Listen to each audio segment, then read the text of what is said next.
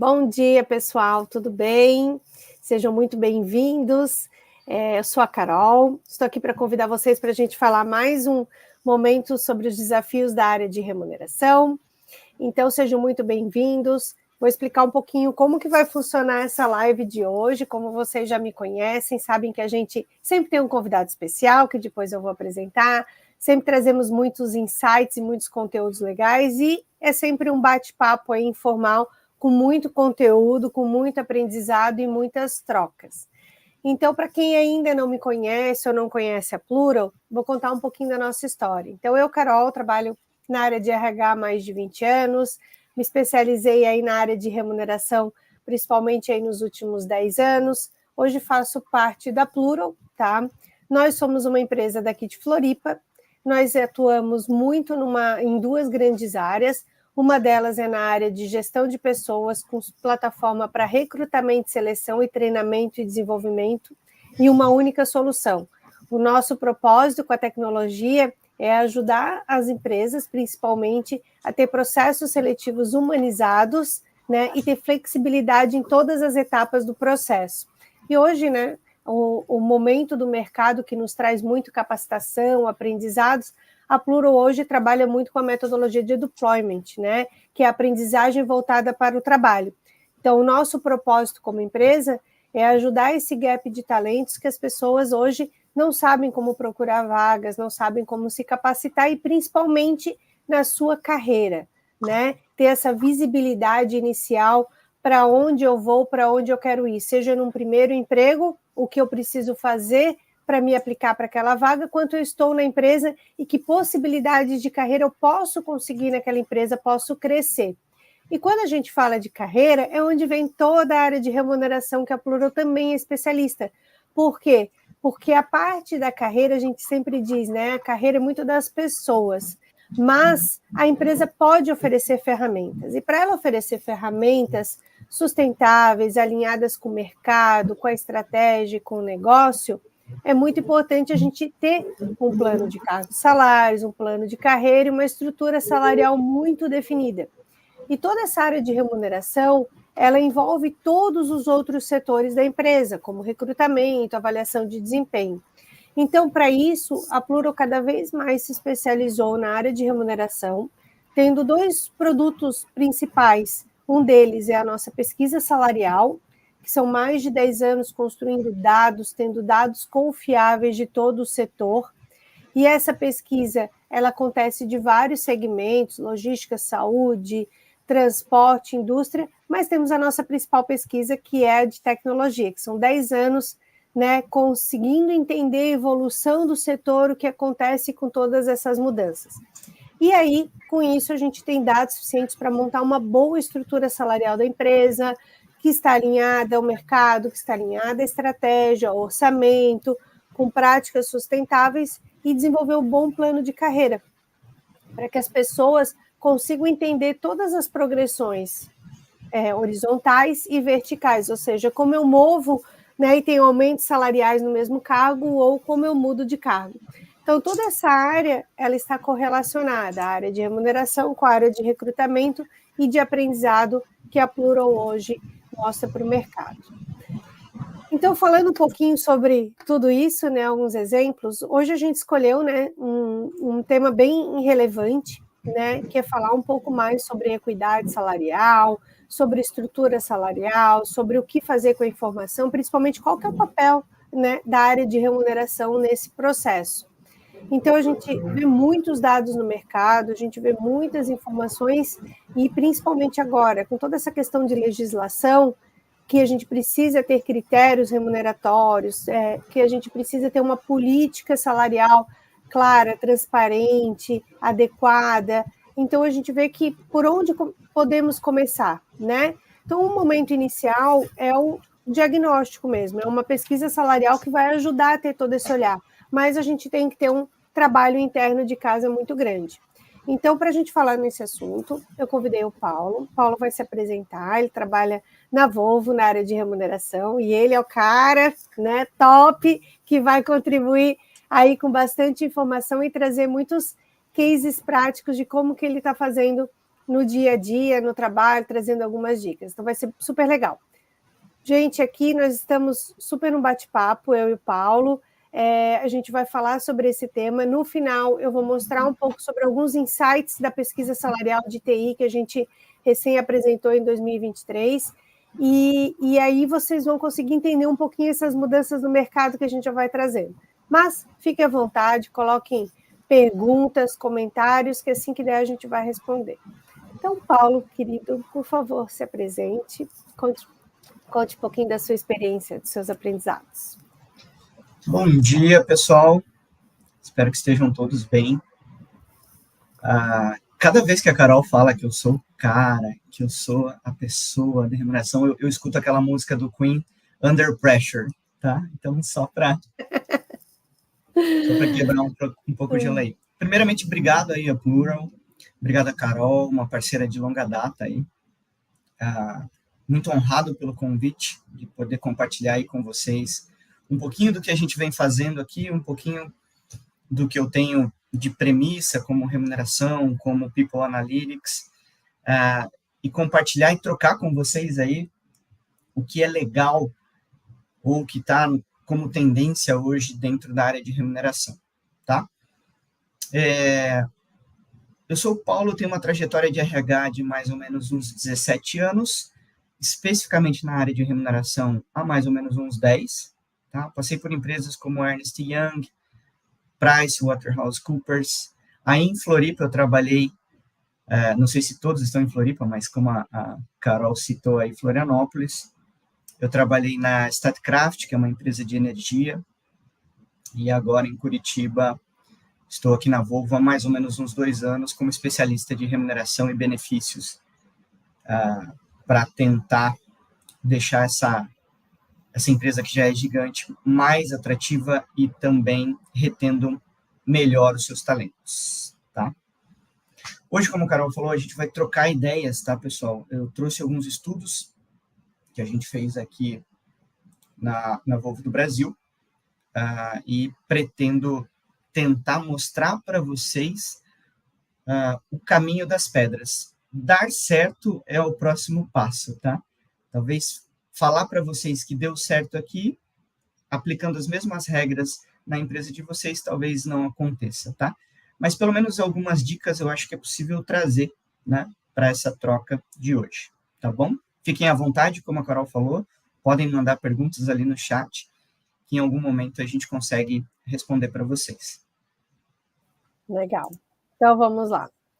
Paulo, sobre a legislação da equidade salarial, né? O que a gente sabe até agora? Qual que é o nosso papel na sua visão? Porque a gente sabe, né? Saiu a lei, né? A gente não sabe o que nós vamos precisar comprovar, o que nós vamos precisar organizar, né? Como fazer isso? Então, eu queria que trouxesse um pouquinho o que a gente sabe até agora e quais são as suas ideias aí para ajudar o pessoal. Tá bom. Como sempre, né? Tá tudo muito claro e tudo muito fácil. Brincadeira.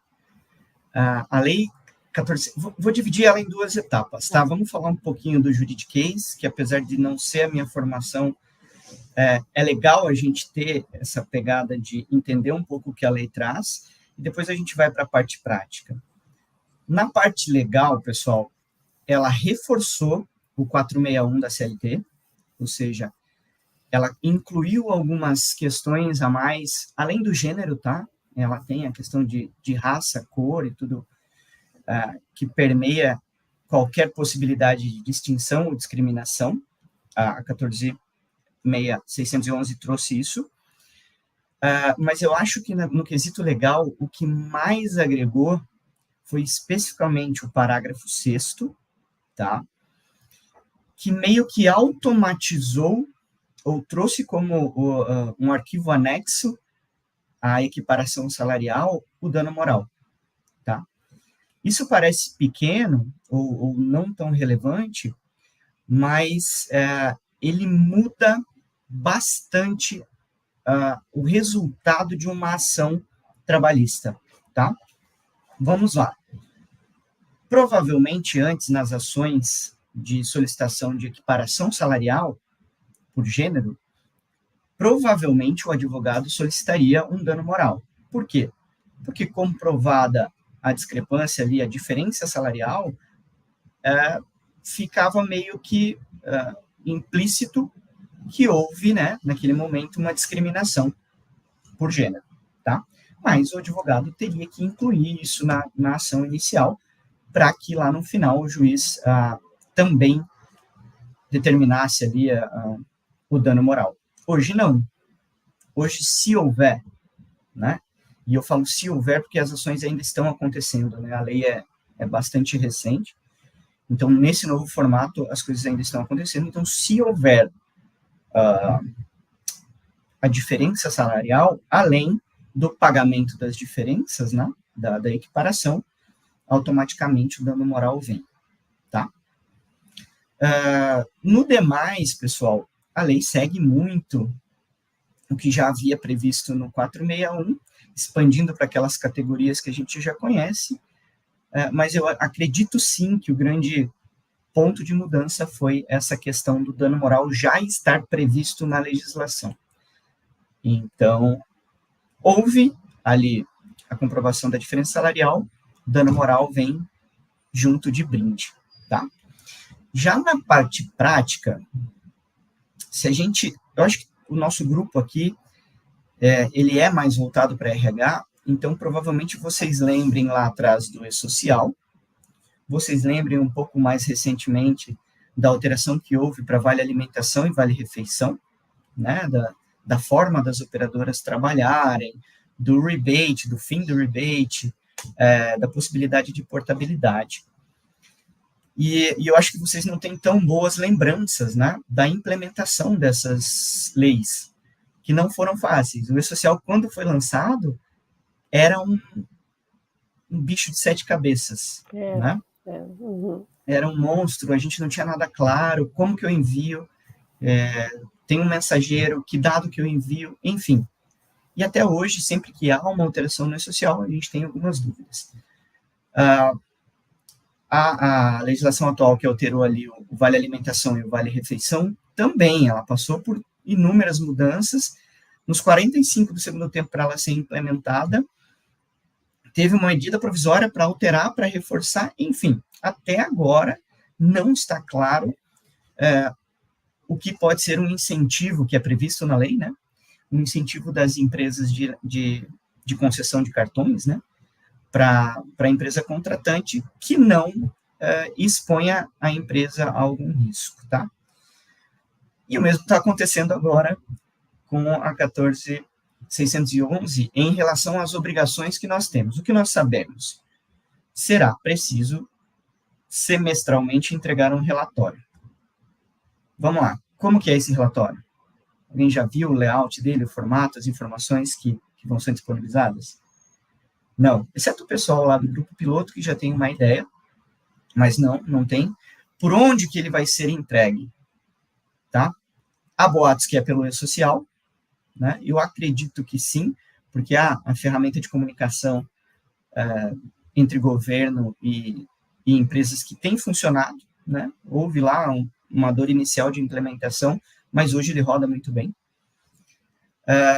Enfim, existem inúmeras perguntas ainda a serem respondidas sobre o que vamos entregar, como vamos entregar. Mas eu destaco um ponto aqui. Quando entregarmos, o que será analisado? Né? Porque a intenção desse relatório é que as empresas mostrem que não há diferenças salariais, vamos focar no gênero aqui, né, para não falar todos os outros grupos, que não há diferenças salariais única e exclusivamente pelo gênero, tá?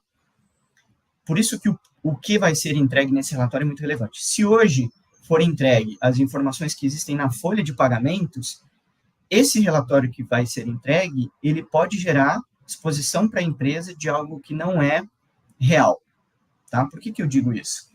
Acredito que vocês concordem comigo que uma diferença salarial entre uma pessoa e outra pessoa, esqueçam o gênero agora, ela pode ser justificada, seja pela formação, seja pela performance dos últimos anos, seja por um idioma que a pessoa fale a mais, seja por um escopo maior ou internacional, com o mesmo nome de função, porque o nosso CBO é super limitado, né?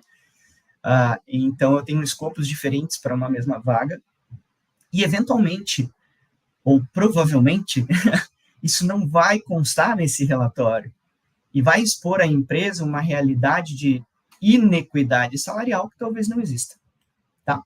Eu acho que esse é o grande ponto de preocupação que a gente tem diante de mais essa obrigação legal que a gente tem para entregar, tá?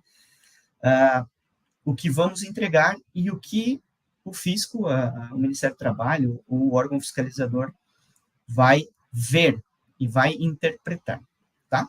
Porque, se forem os mesmos dados de folha que a gente tem hoje, essa informação já consta lá, eles já têm isso com o E-Social, e, no meu ponto de vista, o que faltava não era uma legislação reforçando, mas sim uma fiscalização um pouco mais eficiente, tá? Aí sim, agora é uma opinião pessoal.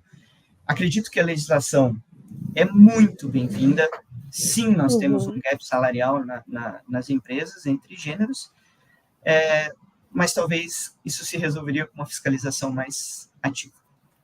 Paulo, eu já estou cheia de perguntas aqui. Eu não sei se o pessoal tem, mas eu já estou cheia aqui. Eu já estou assim, tá, e aí? Como que a gente faz? Eu já sou muito de ficar vendo, né? E pensando nisso, né? A gente não sabe ainda, ok? A gente precisa começar a entender. Então, olhando um pouco para a parte prática, né? O que a gente pode considerar como estratégico nesse tema? O que a gente pode considerar que o pessoal que está aqui da área de remuneração pode começar a fazer, a entender, para que quando realmente precisa o relatório que vem, o modelo, já tenha talvez essas informações na mão, porque eu acho que o grande gap é que a gente não sabe, né, como vai ser cobrado, de que forma, o que a gente vai apresentar, mas de alguma forma eu tenho que começar a entender essas pessoas aqui dentro da empresa, né? Ou seja, eu tenho que entender de toda a minha folha quais foram os últimos aumentos, por que foram esses últimos aumentos, né? Os motivos, então, entender realmente o gênero, o tempo, né? O que a gente pode começar a organizar e olhar para pelo menos ter tudo na mão, né? E depois construir, sim, o relatório dentro de uma política salarial, porque a gente vai entrar em algumas questões depois de pesquisas e de relatórios, né? De como fazer essas políticas, mas antes, né? Como que eu faço todo esse processo? Excelente ponto, excelente pergunta, principalmente no que diz respeito a estratégico ali, né? E eu adicionaria ali um estratégico / preventivo, né? Porque, vamos lá, quando a gente está falando de remuneração, eu posso inverter essa pergunta, né? Eu posso te perguntar o seguinte, Carol, o que não é estratégico em remuneração? A área em si é estratégica, né? Seja para reter e atrair, seja para prevenir agora, né? Qualquer passivo trabalhista. Vamos lá. Eu vou começar com exemplos, tá? Aqui, o tema equidade, ele já é antigo e ele já trabalha muito antes da legislação nova como algo diário, tá? É nosso cotidiano. Então, para nós já está dentro do nosso flow de trabalho entender a equidade, analisar a equiparação, ver se realmente isso faz sentido. Mas ir além é muito relevante, tá? Nos últimos 2 anos, a gente se aprofundou muito em dados, muito na pegada de People Analytics, tá? Trazendo People Analytics para a remuneração, para que eles trabalhem juntos e nos deem respostas mais acuradas sobre qual é a nossa realidade, tá? Mas aí, o que está acontecendo? Como a gente já tem uma jornada de análise de equidade salarial, a gente está descobrindo novas hipóteses, tá? Por exemplo, no último estudo que a gente fez de equidade salarial, que foi muito grande, né, a gente analisou dados, assim, mais de 60 mil linhas, dados de 5 mil colaboradores. Então, isso gerou para nós hipóteses infinitas que vão além da questão de gap salarial, tá? A gente chegou num ponto de análise de participação de mulheres no nosso corpo laboral, né? Comparação de mulheres e homens dentro do quadro laboral. Isso nos fez pensar, poxa, será que a gente recruta muito mais homens do que mulheres? Ou seja, eu estou me desconectando da área de remuneração, estrategicamente falando, para ir lá e falar, oi, pessoal do recrutamento e seleção, vamos trabalhar junto e ver o que a gente consegue melhorar? Né? Porque o estudo de equidade salarial me trouxe aqui um eventual gap.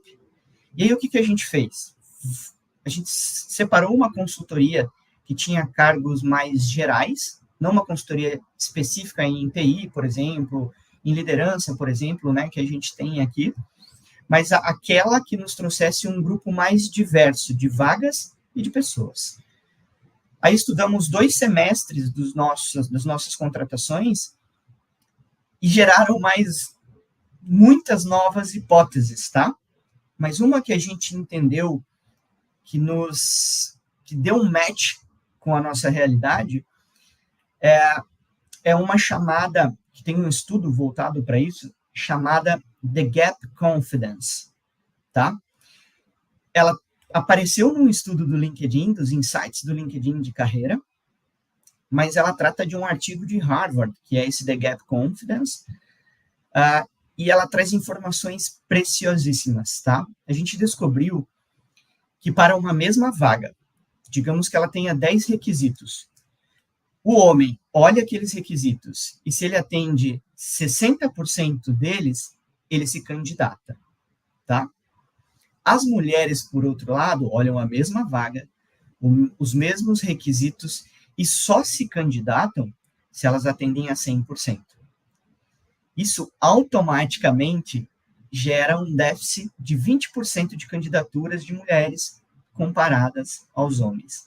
Quando a gente traz isso para a realidade aqui da nossa empresa, a gente vê o gap em números. No geral, desses 2 semestres, a gente tem 70% de aplicações masculinas e 30% de aplicações femininas em todas as vagas, tá? Tá vendo a diferença ali de mais ou menos 20% na quantidade de aplicações de mulheres? É real. Então, a gente viu uma hipótese, já me afastei muito da questão salarial, vocês estão vendo? A gente vê uma hipótese, testa ela, ou seja, tem o meu número, e vou entender como o mercado está funcionando, que é um insight que foi trazido, que é o artigo do The Gap Confidence, tá? Então, estrategicamente falando, a gente foi além do salário, claro, isso motivado por uma pesquisa, um estudo que a gente estava fazendo dentro do nosso core, que é entender o comportamento salarial, mas que falou, poxa, e aí? Como é que vocês estão recrutando? Tá?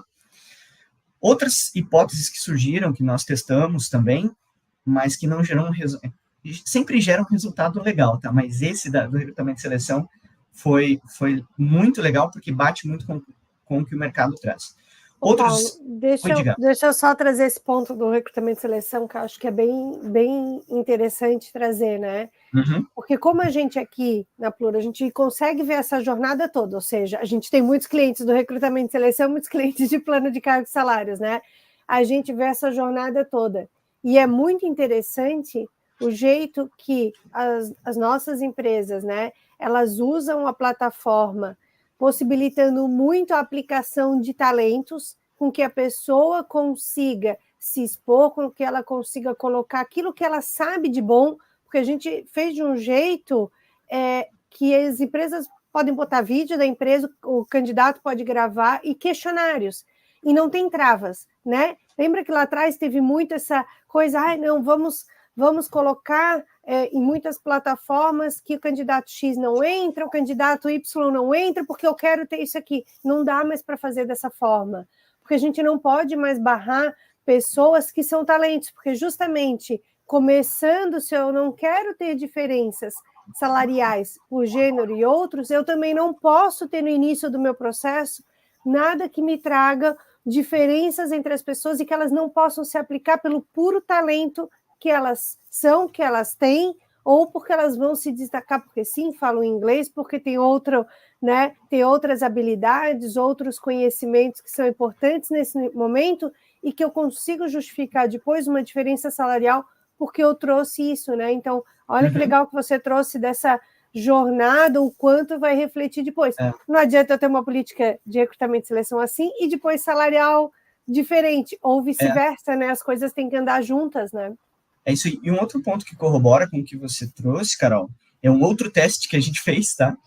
A gente, dentro desse grande grupo, tirou um outro médio grupo, que é o de engenheiros, tá? Engenheiros, para nós, tem um gap super grande de gênero, tá? Então, num primeiro momento, a gente entendeu que o nosso gap, em relação ao número que a gente tinha na cabeça, ou seja, a gente quer 50-50, tá?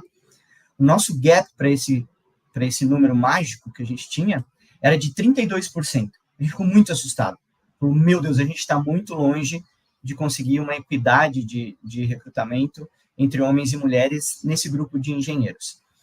Mas aí, refletindo sobre o número e refletindo sobre o grupo, a gente falou, tá, mas qual a disponibilidade desse profissional para eu contratar? Esse número de 50 é um número que a gente deseja porque ele soa igual, ele remete à igualdade, mas não necessariamente ele é o melhor número, tá? O que a gente fez? A gente pegou o censo da educação e viu o resultado de pessoas formadas por grupo de cursos, e lá tinha engenharia. Só por entender que a disponibilidade de profissionais formados não é de 50-50, o nosso gap reduziu para 18%. Então, a gente tinha, no primeiro momento, um mega gap de 32%, que é um número super alto. E depois, entendendo que a comparação não pode ser 50%, 50%, porque eu não tenho essa disponibilidade, a coisa mudou. A gente tem uma meta muito mais factível, eu diria. Tá? Então, por isso que a estratégia é relevante e ir além do primeiro resultado é muito mais. Esse pensamento de People Analytics, o meu desejo de profissional de RH de remuneração é que ele seja implantado como data-driven, né, em todas as empresas. Isso vai gerar decisões muito melhores e economia de dinheiro, porque se eu tenho um gap de 32, eu vou ter que investir muito dinheiro para mudar as coisas, né, o formato das coisas para contratar desse jeito, tá? Não sei se eu respondi toda a sua pergunta. Não respondeu, aí eu que te cortei numa parte que agora eu não sei se a gente consegue voltar. Faz todo sentido. Não, tá ótimo. Mas é isso. Quando você tem essas análises baseadas em dados, por mais que, por exemplo, o relatório que a gente obrigatoriamente tenha que entregar em decorrência da 14.611, né, seja fraco, em eventual questionamento do fisco, eu hoje tenho total segurança para dizer o tamanho do meu gap, onde a gente tem gap, o que a gente está fazendo para mitigar isso, tá? Porque ser autuado não é o grande problema. O grande problema é eu não ter respostas para o fiscal, tá?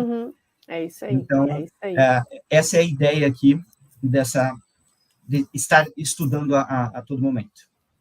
Então, e aí eu vou puxar a próxima pergunta, né? O próximo tópico que a gente vai falar.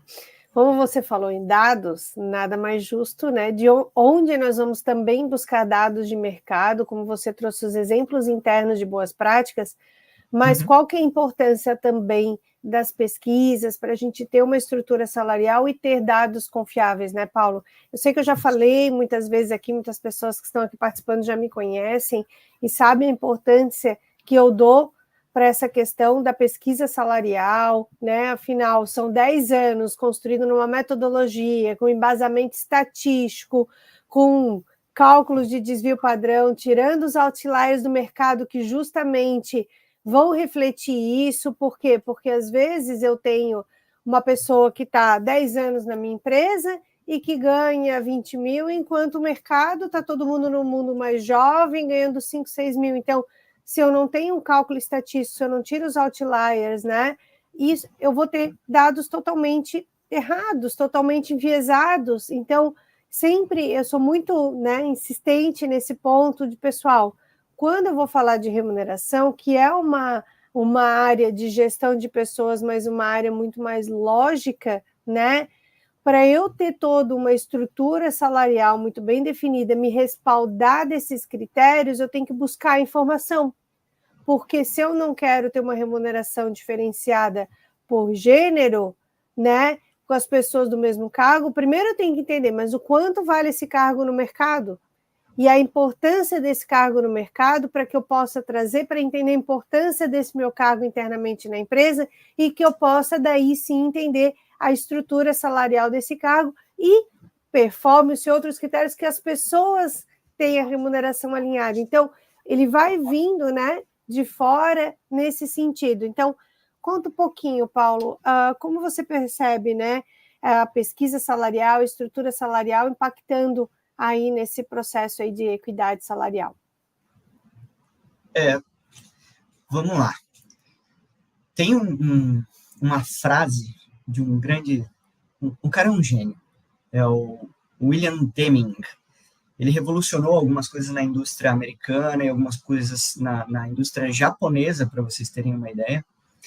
E tem uma frase dele que é sensacional, que é uma pessoa sem dados é somente mais uma pessoa com opinião. Isso resume a necessidade que a gente tem de algo que eu chamo de insumo. Tá?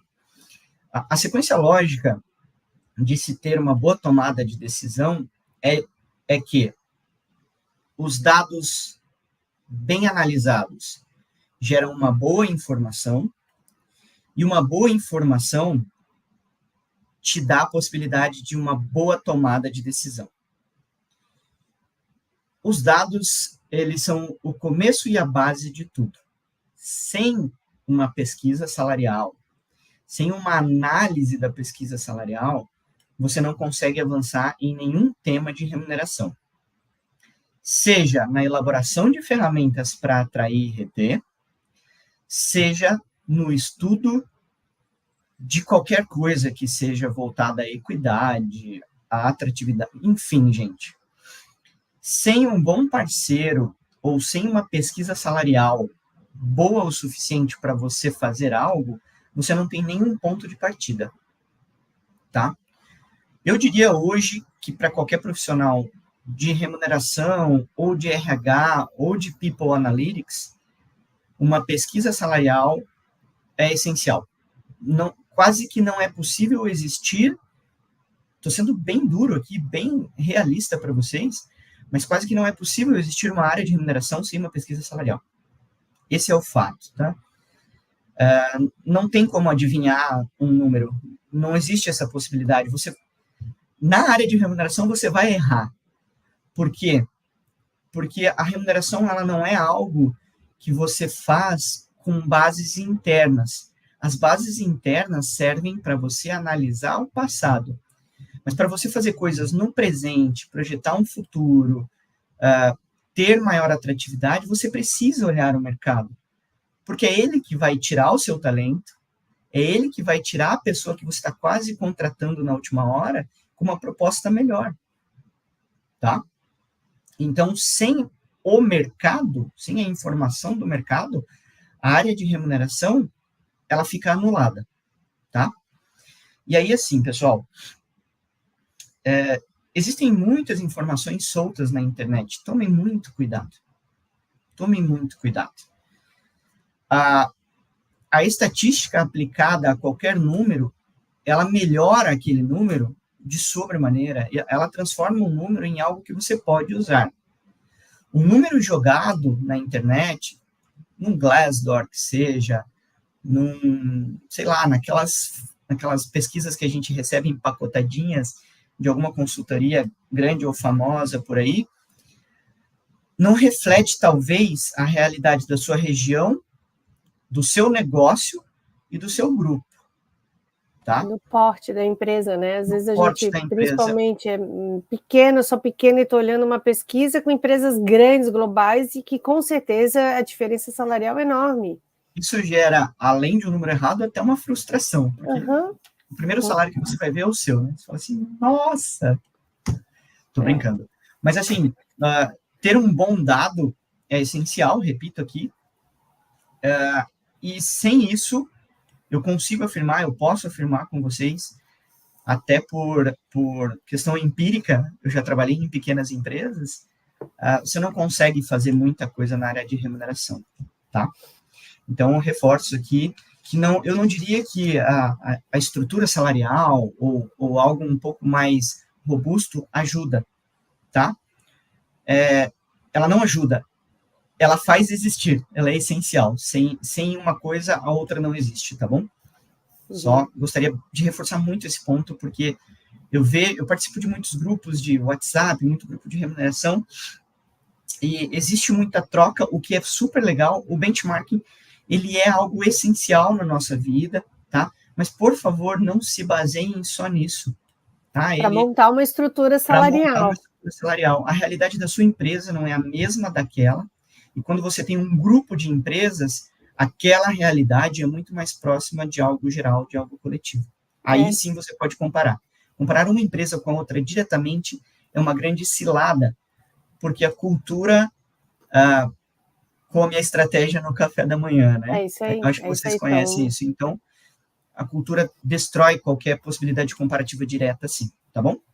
Isso. Um ponto também importante para trazer, assim, que eu brinco que é muito um quebra-cabeça nessa área de remuneração, né? E como a gente já provou mais ainda, o quanto ela envolve as outras áreas e todos os outros processos de gestão de pessoas das empresas. Então, né, eu sempre falo assim, como que o RH, alguém da área de remuneração, como especialista, consegue convencer um CEO, alguém, a importância de uma pesquisa confiável, que, claro, sim, vai ter um investimento, né, porque é um orçamento, né, para ter acesso, porque as informações circulando, como a gente falou, né, para montar uma estrutura tem que ter um cuidado muito grande.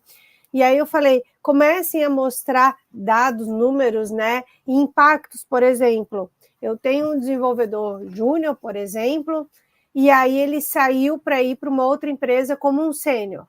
Quanto que esse meu júnior vale no mercado, quanto que eu estou pagando para ele?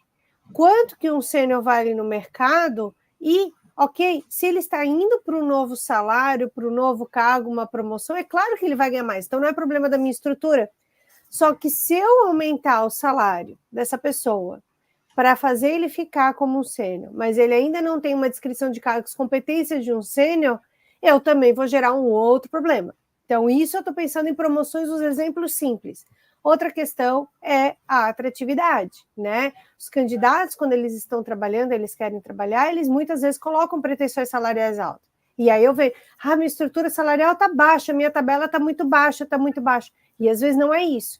E eu já vi casos de empresas aumentando muito a estrutura salarial com base em pretensões salariais de candidatos e depois a empresa estava aí com um orçamento enxuto, assim, né? Não sendo sustentável, tendo que desligar várias pessoas, porque a gente inflacionou muito a tabela com base em percepções e não com base em estudos. Então, olhem o quanto a gente da área de remuneração tem esse poder, entre aspas, e o cuidado que a gente tem que ter quando a gente monta uma tabela salarial, uma estrutura que não tem um dado consolidado e confiável, porque a gente pode, meu Deus, assim, inflacionar muito e a empresa ter grandes prejuízos financeiros por conta disso, né? Então, isso cada vez vem mostrando mais sério, né, Paulo? Outra coisa que é raro, mas acontece muito, é ter sido criada uma tabela em algum momento e ela ser atualizada com a database do sindicato. Gente, isso é um tiro no pé. Que eu já estou chata de falar isso, ainda bem que você falou. Acho que as pessoas dizem, lá vem a Carol com o mesmo assunto. Ainda bem que você falou. É um tiro no pé gigantesco. Por quê? Vou explicar rapidamente, tá? Porque o nosso tempo está indo e a gente tem um tópico legal, acho, para discutir. O mercado, ele não necessariamente trabalha com a inflação. Ele trabalha com o quanto aquele profissional está sendo procurado. Aquele grupo de profissionais, aquela categoria, aquele nicho de mercado, tá? Então, o mercado, ele tem um comportamento de reajustes ou de remuneração diferente da inflação. Eventualmente, eles podem ser parecidos, porque o mercado está super calmo, tá? Já a database, o sindicato, o foco deles é reajustar a inflação e eventualmente um ganho real, alguma coisa assim. Então, quando eu tenho 2 pontos diferentes trabalhando ali na linha do tempo, eu posso, de repente, ter uma database aqui em cima e um mercado trabalhando aqui embaixo, porque está tudo muito calmo, ok? Aí eu aplico esse percentual aqui na minha tabela salarial, deixo ela super inflacionada, gero distorções de posicionamento dos meus colaboradores atuais, e daí os gestores olham aquilo e falam, esse meu profissional que está trabalhando hoje aqui tem um gap, ele está longe da mediana de mercado. O que a gente vai fazer? Aí você arrumou um problema para você, para a empresa e tudo mais, tá? Então, assim, exceto casos raríssimos, reajustar a tabela salarial é proibido pelo reajuste da database do sindicato, tá? A tabela salarial, majoritariamente, deve ser reajustada pela uma pesquisa de mercado. Você ver o que o mercado está fazendo para poder aplicar isso na sua tabela. Legal. Vamos responder a pergunta do Giovanni. Paulo, daí a gente entra para o último tópico, né? Claro. Porque você vai mostrar os exemplos práticos um pouquinho. Então, né, o Giovanni colocou qual a melhor opção para trabalhar níveis salariais dentro das senioridades ou faixas salariais nas senioridades? Você acredito que seja ali horizontal, né? Os steps dentro da senioridade. Creio que sim. Vamos lá. Se eu entendi bem, se não, Giovanni, você me fala e eu repenso aqui, tá? Vou separar em 2 parcelas também a sua pergunta. A melhor opção depende do seu perfil, tá? Por que eu falo isso? Numa indústria, o perfil é muito tradicional. Eu tenho tabelas salariais quadradinhas, com faixas salariais por nível. Dentro de cada faixa, eu tenho separações de 70% a 100%, de 100% a 130%. Dentro da faixa, eu caminho com as senioridades, eventualmente, né?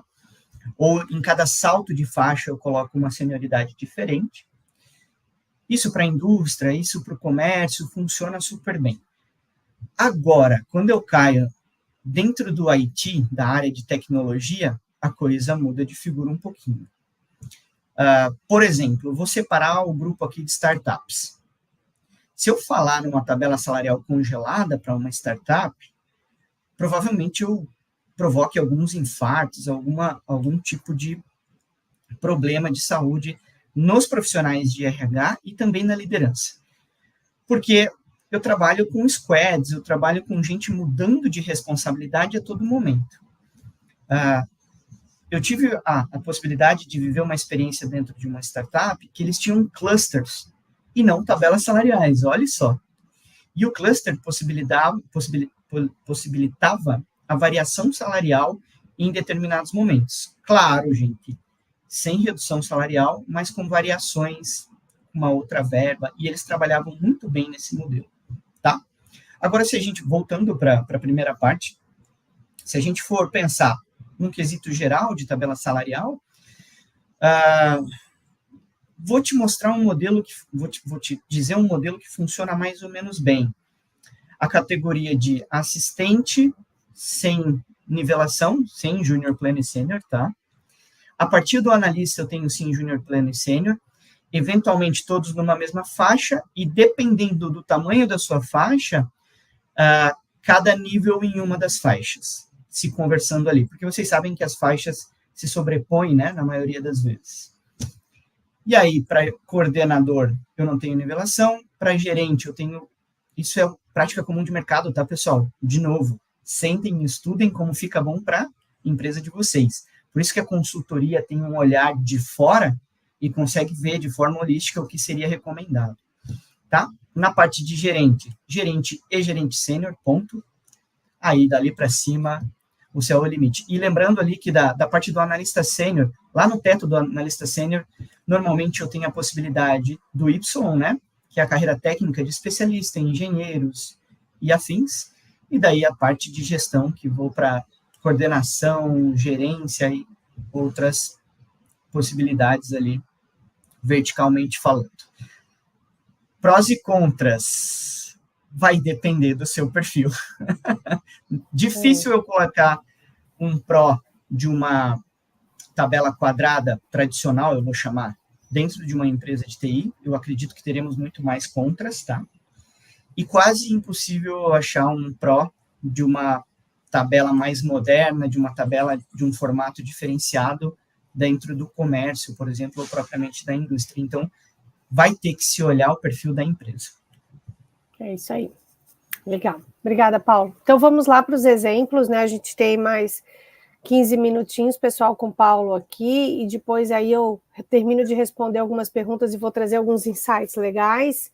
Então, Paulo, conta um pouquinho, né? E agora tudo isso, alguns exemplos práticos, algumas dicas, né? Vamos lá. Vamos lá. Eu queria trazer para vocês mais ou menos o que é exigido de nós hoje em dia, tá? Como profissionais da área de remuneração. A dica que eu poderia dar para vocês é de um perfil que eu acho que todo mundo conhece. Vocês sabem a fase em que a criança sempre pergunta, mas por quê? Daí você fala para ela assim, porque isso funciona dessa forma. E você terminou de explicar para ela, ela te olha e fala, mas por quê? Parece bobo, gente, parece infantil, mas adotar essa postura questionadora é o que vai fazer vocês terem aquele extra mile, aquele passo além do que é normal, do que é o padrão, tá? Então, a dica que eu dou é questionem. Olhou aquele resultado, fala, mas por que está estranho isso aqui? Por que esse número é 30-70 e não é 60-40? Tá? Depois desse novo resultado, por que de novo? Até que vocês não consigam mais perguntar por quê. Existe uma outra frase, eu tenho mergulhado muito nessa área de estatística e eu tenho me apaixonado bastante por ela. O meu grande amor ainda é remuneração, mas eu estou num triângulo amoroso aí com estatística também. E uma outra frase que eu escutei de um professor no último curso que eu fiz é que a estatística é a arte de torturar o número até que eles confessem a verdade. E o torturar aqui é uma palavra legal, porque a tortura não é um cutucão. Pronto, acabou, saiu um número. Normalmente, pessoal, quando você faz um estudo, quando você roda um modelo estatístico, o primeiro número, ele não é totalmente a resposta, tá? Vale a pena olhar ele de novo e ver se eu consigo aplicar uma outra comparação, inserir uma outra variável, verificar ele de um outro prisma, porque ele pode te dar uma informação muito mais refinada que vai te direcionar para uma decisão muito melhor, tá? Então, eu reforço.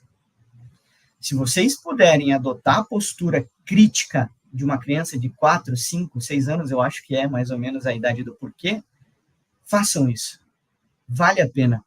Vocês vão ver que ao longo do tempo, isso vai trazer ganhos para vocês imensos, assim, de reconhecimento mesmo, tá?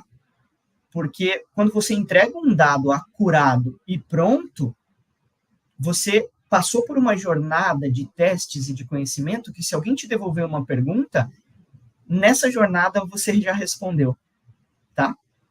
Então, o dado final, a informação final, ela está muito mais segura para você até, tá?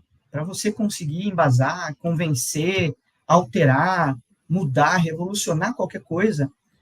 O dado apurado, com uma informação acurada, não tem coisa melhor. Tá bom? Essa seria a minha dica, essa seria o que eu acho que vocês podem fazer muito mais até do que estudar. Estudar pra caramba é o nosso dia a dia, então eu acho que vocês já o fazem.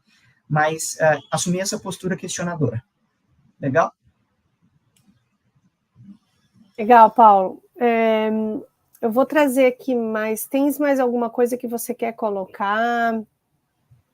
Tem algum ponto importante? Desculpa.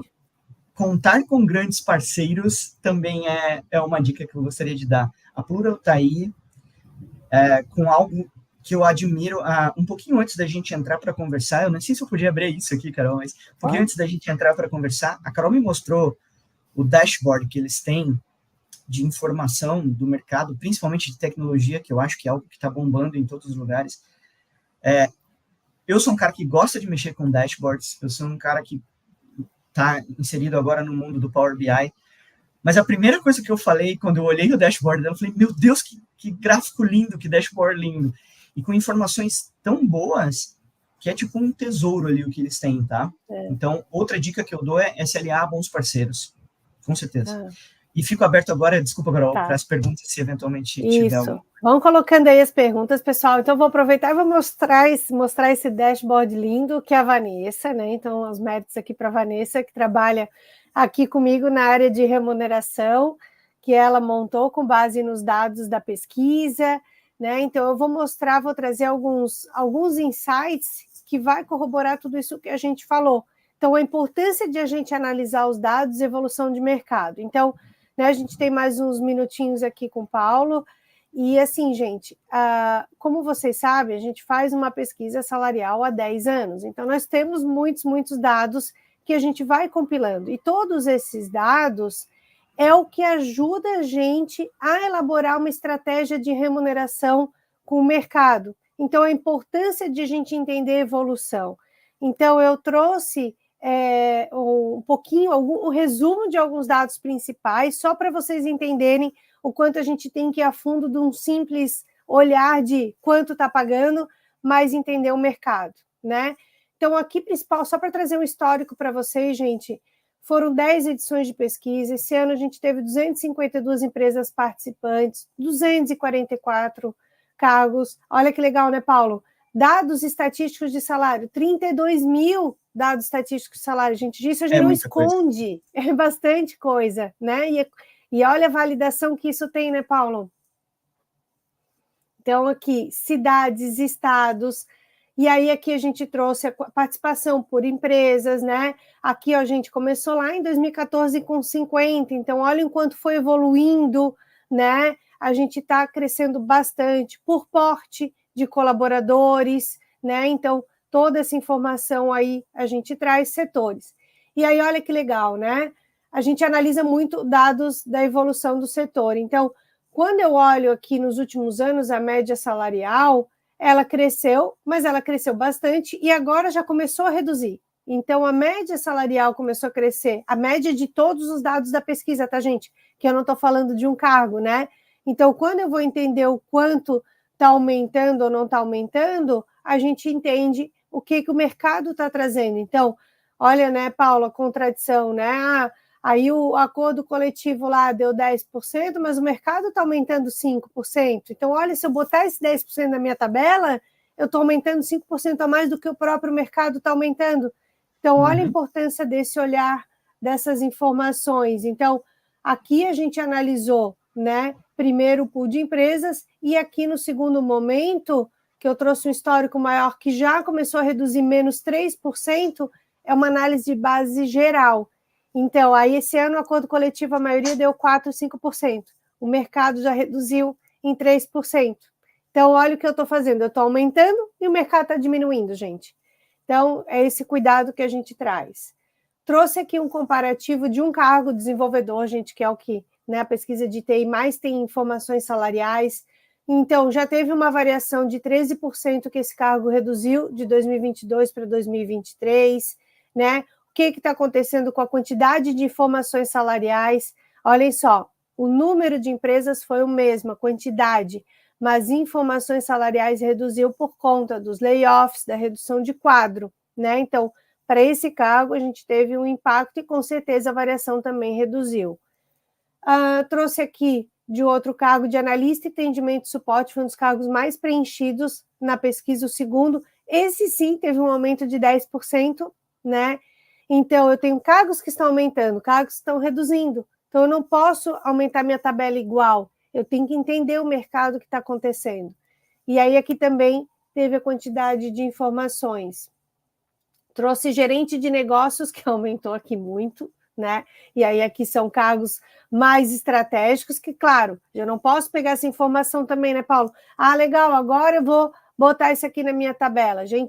Dados a gente analisa, interpreta, olha e defino com base no meu orçamento, na minha estratégia, o que eu vou fazer com a informação, tá? Engenheiro de dados também, a gente teve uma variação, aumento, teve menos informações salariais, mas o valor aumentou, talvez, né, como o Paulo falou, né, não tem tantos profissionais disponíveis, ou tem mais, e assim vai mudando, tá?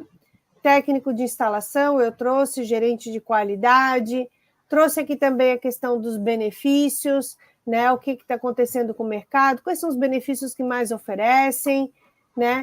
De 2022 para 2023 não teve tanta variação, seguro de vida aumentou um pouco, né? Então, teve alguns aqui, políticas de bem-estar aumentou, então a gente pode olhar também, vacina, olha só que legal, né? Aumentou bastante, o benefício para oferecer vacina, sejam para filhos ou para as pessoas, então isso é legal entender o que o mercado está fazendo, tá?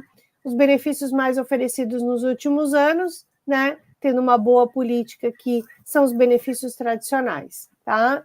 Então, eu trouxe aqui só alguns insights, gente, de muitos estudos que a gente faz aqui nesses 10 anos de pesquisa, e com base nisso é que a gente consegue ajudar as empresas aí numa estratégia salarial bem definida, né, Paulo? Eu trouxe um pouco, gente, eu não consigo mostrar tantos, mas eu vou ficar aqui mais um tempinho para mostrar para vocês um pouquinho, seja da pesquisa, o que vocês quiserem, mas, né, trazer a importância desse pool de empresas aqui para o mercado, tá? Michele, a gente já fez uma pesquisa da indústria uns 2 anos atrás, né? A ideia para ano que vem é fazer sim, mas a gente tem modelos de pesquisas em grupo e pesquisas patrocinadas, tá? Então, a gente pode pensar aí no modelo. E aí, Lucas, as empresas que eu tenho no painel, bom, TI são 200 mais toda a base, a gente tem aí mais de 5.000 empresas que já participaram das nossas pesquisas. Mas, de novo, a gente tem algumas que a gente já é consolidada e outras que a gente faz conforme demanda, né? Então, a gente já fez saúde, já fez logística. Então, né, eu brinco assim, a gente tem que fazer um club survey, né? Chamar várias empresas de seguro, fazer uma pesquisa e a gente aumentar esse escopo, tá? As meninas passam meu e-mail, meu telefone, e aí quem quiser entrar em contato comigo para conversar um pouquinho mais, a gente pode falar, né? Viu, Paulo? Quanta coisa legal, né? Ah, não, eu estava olhando o seu painel, os seus painéis ali e me vieram alguns porquês. Ah, viu? Porquês, né? Porquês, né? Como é gostoso tentar entender, muito né? Bom. Posso só... Tem 2 perguntas Pode. ali que eu achei bem relevantes, se vocês me permitirem, eu gostaria de responder. Deve. Da Gabriele Bicalho, ela pergunta assim, uma tabela de remuneração de senioridade com variação de 80 a 120, há risco? Eu não consigo vincular, tá, Gabriele, o risco ao tamanho do seu range de tabela. O que pode te ocasionar um risco é a desatualização dela. O range dela também é muito particular, tá? Eu conheço empresas que trabalham com 70 a 130, conheço empresas que trabalham com range quebrado. Então, assim, o range em si, iniciar em 80 da mediana e terminar em 120 na mediana, não é um risco, desde que a sua mediana esteja atualizada. O ponto é esse, o prisma que você tem que olhar é para o seu número de referência e não para a variação dele. Não sei se eu respondi, se era essa a pergunta, e tinha mais uma bem boa, que era relacionada a sindicato. Isso, foi a Gabriela também, ela também trouxe ela, depois. Né? Isso, se a tabela moderna, você falou um pouquinho da tabela de cluster, né? Tem que registrar no sindicato. Vamos lá. A não ser que seja uma previsão legal do acordo ou da convenção coletiva, não sei se precisa, tá? Eu não recomendo que vocês coloquem a tabela salarial registrada no sindicato. Paulo, mas não tem a legislação e tal? A legislação prevê a possibilidade de colocar, tá? Mas por que eu não recomendo? Tudo que nós vinculamos ao sindicato está escrito em pedra. Ele vira lei. Vocês sabem, né, que desde 2017 as questões de acordos e convenções coletivas estão, inclusive, acima da lei, se ela for mais benéfica para o colaborador. E a tabela salarial, pessoal, ela é uma ferramenta estratégica de remuneração, ela é interna. Então, quando você ingessa ela dentro de um sindicato, do Ministério do Trabalho, ou qualquer coisa que o valha, você limita a sua possibilidade de trabalhar, tá? Então, eu acho que o sindicato não conseguiria absorver esse tipo de tabela. A tradicional ainda tem mais uma familiaridade, mas mesmo a tradicional, se vocês puderem evitar, se não for uma determinação do sindicato expressa para colocar, não coloquem. Vocês têm que ter liberdade de mexer na tabela de vocês, de atualizá-la quando quiser, entendem? Então, talvez não seja a melhor opção.